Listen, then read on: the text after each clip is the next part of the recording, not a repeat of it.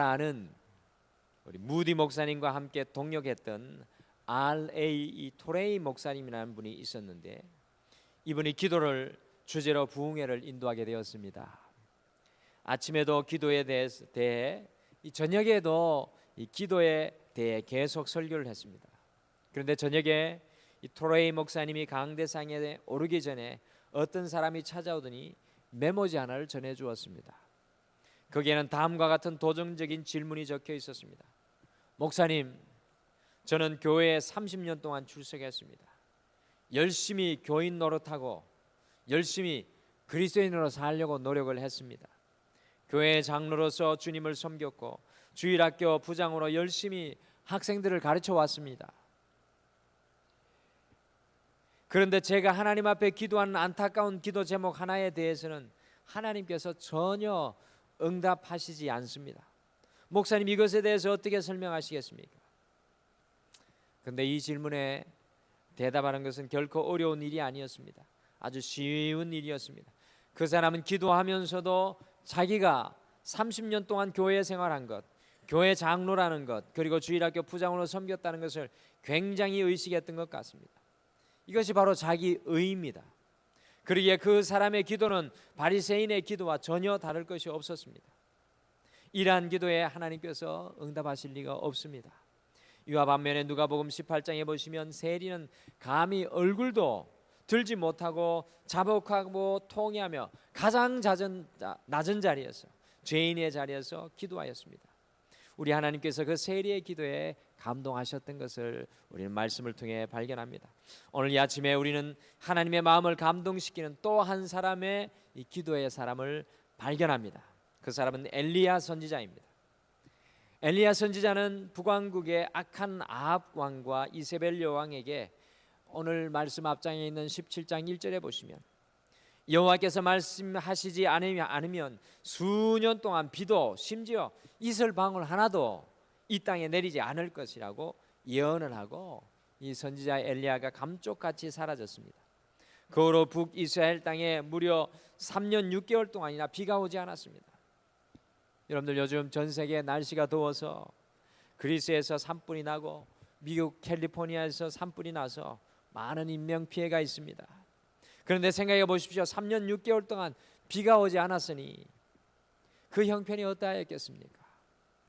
그런데 아합 왕이 그렇게 찾고 잡으려 했던 엘리야가 제발로 나타나서 오늘 말씀해 보면 이세벨 여왕의 450명의 바알 선지자와 엘리야가 각자의 신에게 제사 드리는 예물을 준비해 놓고 하늘에서 이 불이 임하게 하는 기도의 대결을 하고 있습니다. 여기에서 오늘 우리 아침에 배워야 하는 엘리야의 기도의 모습을 우리가 발견합니다. 오늘 이 아침에는 엘리야의 기도라는 제목으로 하나님을 감동시키는 엘리야의 기도를 함께 말씀을 통해 나누도록 하겠습니다. 첫째, 엘리야는 하나님께만 온전히 기대는 기도를 하였습니다. 엘리야는 오늘 말씀해 보니까 하나님께만 온전히 기대는 기도를 하였습니다. 열왕기상 18장에 바알 선지자 450명과 선지자 엘리야 이 한 사람의 어디에서도 보지 못한 영적인 전투가 오늘 벌어지고 있습니다. 바알 선지자와 엘리야 선지자가 각각의 제단을 쌓아놓고 그 제단 위에 불이 임하도록 자신들의 하나님께 기도하고 있습니다. 바알 선지자들은요, 아침부터 저녁까지 자신들의 몸을 피투성이가 되도록 찢어가면서 기도하여도 하늘은 요동함이 없었습니다. 그런데 오늘 우리가 함께 읽은 말씀 본문이 바로 엘리야 차례가 되어서 엘리야가 기도하는 모습인데, 엘리야가 기도하는 모습이 우리를 놀라게 합니다. 소 한 마리를 잡아서 각을 두고요, 자신의 제단 위에 올려놓은 후에 열왕기상 18장 33절에서 35절 말씀해 보시면 하늘에서 불이 내려야 하는데 물통 4통에 물을 기르와서 4번씩이나 자신의 제단 위에 부어버렸습니다. 물은 제단을 흠뻑 적셨고 파놓은 도랑에 차고 넘치게 되었습니다. 엘리야는 세상에 어떤 불이라도 불을 붙이기 힘든 상황을 오늘 만드는 것을 보게 됩니다. 엘리야 시대에 인간의 힘으로 불을 붙일 수 있는 모든 가능성은 오늘 제로로 만들어 버립니다. 그 작은 제단을 만들어 놓고 거기에 물을 갖다 붓고 또 갖다 붓습니다. 도대체 왜 엘리야는 이렇게 하였던 것입니까? 오늘 엘리야가 왜 이렇게 하나님 앞에 하면서 기도하는 것입니까? 엘리야가 이렇게 하였던 것은 지금 자신이 하나님만을 의지하고 하나님만을 바라보고 불을 구하는 기도를 하도록 가장 간절한 기도가 나올 수 있도록 자신의 상황을 만들고 있는 것입니다. 하나님만을 바라보는 간절한 기도만이 하늘에서 불을 내릴 수 있다는 것을 엘리야는 분명히 알았기에 하나님께서 불을 내리시려면 이 불을 내리시면 이 젖은 장작도 마른 장작처럼 탈 것을 알았기에 엘리야는 이 12통의 물을 두려움 없이 제단에 오늘 부었던 것입니다. 여러분들 12통의 물을 부은 제단을 생각해 보십시오. 그곳에 물이 흘러 넘쳤습니다. 도랑의 물들로 가득했습니다. 엘리야의 기도의 모습은요, 자신의 모든 것을 내려놓고 하나님께만 온전히 기대는 모습입니다. 우리의 가능성 30%를 남겨놓고 이 70%의 능력을 달라고 기도하여서는 안 됩니다. 오히려 우리의 30%의 가능성마저 내려놓고 하나님께서 주시는 이 100%의 능력을 구해야 합니다. 여러분, 기도는 잠시의 망설임 없이 저는 연약한 인간이고 당신은 나의 하나님이십니다 라고 간구하는 것입니다. 엘리야는 기도는 하나님께만, 엘리야의 기도는 이 하나님께만 온전히 기대는 기도였습니다. 하나님께만 온전히 기대는 그 기도가 간절한 기도였습니다. 우리의 기도는 과연 하나님께만 온전히 기대는 간절한 기도입니까? 우리 하나님께서는 엄청난 전쟁 앞에서도 오직 주만 바라봅니다, 오직 주만 의지합니다 라는 여호사밧의 간절한 기도를 가장 기뻐하셨습니다. 오늘 이 아침에 우리의 기도가 그와 같은 기도의 고백이 되기를 원합니다. 오직 주만 바라봅니다, 오직 주만 의지합니다. 오늘 엘리야의 하나님만 온전히 기대는 기도는 39절에 보시면요, 세상에 그 어떤 불로 붙일 수 없는 제단 위에 하나님의 불이 임하게 하였을 뿐만 아니라 하나님을 떠났던 모든 이스라엘 백성들이 하나님께 다시 돌아가게 하는 능력의 기도가 되는 것을 보게 됩니다. 사랑하는 성도 여러분, 하루를 시작하는 이 시간, 기도로 시작할 수 있는 것이 얼마나 소중합니까? 우리가 기도하는 이 기도의 시간이 가장 소중하고 가장 귀합니다. 그런데 이 기도의 시간에 우리도 엘리야처럼 하나님만 온전히 기대는 기도로 나아갈 때 우리의 삶의 현장들마다 하나님의 권능의 불들이 내려오는 놀라운 은혜를 경험하게 될 줄 믿습니다. 엘리야는 하나님만을 온전히 기대는 기도를 하였습니다. 두 번째, 엘리야는 작은 징조를 바라보는 믿음의 눈으로 기도하였습니다. 엘리야는 작은 징조를 바라보는 믿음의 눈으로 기도하였습니다. 우리 42절, 43절 같이 읽으시겠습니다. 우리 열왕기상 18장 42절 43절 말씀 같이 읽겠습니다. 시작. 아합이 먹고 마시러 올라가니라. 엘리야가 갈멜산 꼭대기로 올라가서 땅에 꿇어 엎드려 그의 얼굴을 무릎 사이에 넣고 그의 사환에게 이르되 올라가 바다 쪽을 바라보라. 그가 올라가 바라보고 말하되 아무것도 없나이다. 이르되 7번까지 다시 가라. 아멘. 오늘 엘리야는 땅에 엎드려 얼굴을 무릎 사이에 놓고 간절히 기도하면서 종을 시켜 저 멀리 지중해 바다를 바라보게 하였습니다. 아무것도 보이지 않았습니다. 그러니 엘리야는 무려 7번이나 종을 산으로 보내어서 지중해를 바라보게 하였습니다. 여러분들 44절에 보시면 7번째 이 손만한 작은 구름이 일어나는 것을 오늘 말씀을 통해 보게 됩니다. 이것을 보고 엘리야는요 아합 왕에게 3년 6개월의 이 가뭄이 그치고 비가 올 것을 선포하였습니다.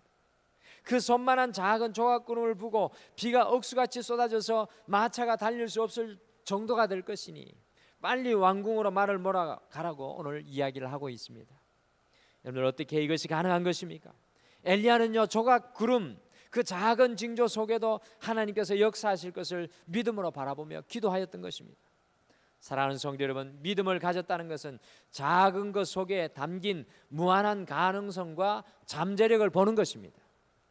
예수님은 하나님 나라를 겨자씨로 이 비유로 말씀하셨습니다. 천국 믿음을 가진 사람은요 작은 겨자씨를 심으면서 큰 나무를 봅니다. 주님을 향한 믿음을 가진 사람은 작은 겨자씨를 심으면서 큰 나무를 봅니다. 큰 나무의 무위에 이 공중의 새들이 깃든 모습을 보게 되는 것입니다. 작은 겨자씨를 심으면서 새들의 노래를 소리를 듣는 것입니다. 여러분들 오늘 엘리야는 기도하면서 자신의 인생 속에 일어나는 작은 징조를 믿음의 눈으로 바라보며 기도하였습니다. 기도하는 사람은 작은 만남, 작은 접촉, 작은 사람, 작은 일, 작은 시작, 작은 자원을 절대로 소홀히 여기지 않습니다.